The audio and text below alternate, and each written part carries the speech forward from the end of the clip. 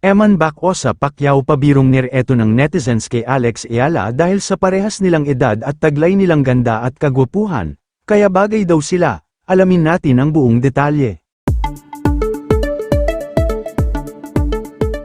Malaking usap-usapan ngayon sa iba't ibang social media platforms ang ugnayan sa pagitan ng dalawang kilalang batang atleta ng bansa. Ito ay matapos pabirong ireto ng mga netizens ang world-class tennis player na si Alex Ayala at ang professional boxer na si Eman Bacosa Pacquiao. Nagsimula ang pagtatambal ng publiko sa dalawa dahil sa kanilang mga pagkakahawig pagdating sa estado ng buhay. Pareho silang kinikilala dahil sa kanilang angking talento sa larangan ng palakasan. Si Alex Ayala ay kasalukuyang gumagawa ng kasaysayan para sa bansa matapos makapasok sa top 20 ng WTA Tour Singles ranking.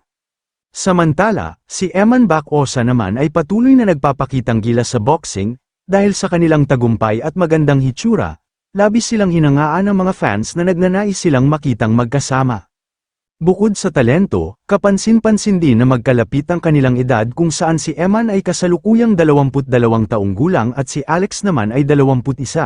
Lalo pang umingay ang usapan nang magpahayag ang pambansang kamao na si Manny Pacquiao ng kanyang personal na paghanga at suporta sa karera ni Alex Ayala sa tennis.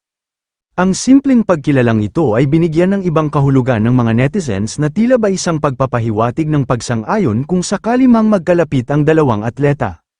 Sa kabila ng mga lumalabas na komento at biro sa internet, mahalagang linawin ang totoong estado ng kanilang relasyon. Sa mga nakaraang panayam kay Alex Ayala, mariin niyang nilinaw na siya ay kasalukuyang single at walang karelasyon. Bagamat sinabi niyang bukas naman ang kanyang puso kung sakaling dumating ang tamang panahon, binigyang diin niya na ang kanyang buong pokus sa ngayon ay nakatutok sa kanyang propesyonal na karera sa tennis. Walang anumang opisyal na ugnayan o komunikasyon sa pagitan nina Alex at Eman. Ang buong isyu ay nananatiling isang malikhaing pag-uugnay lamang ng kanilang mga tagahanga sa internet. Sa huli, kapwa-abala ang dalawang kabataang ito sa pagpaparangal sa watawat ng Pilipinas sa kani-kanilang larangan, at sana patuloy natin suportahan ang dalawa, lalo na kay Alex Ayala na nagbibigay ng karangalan sa bansa ngayon at gumagawa ng sariling pangalan sa mundo ng tennis.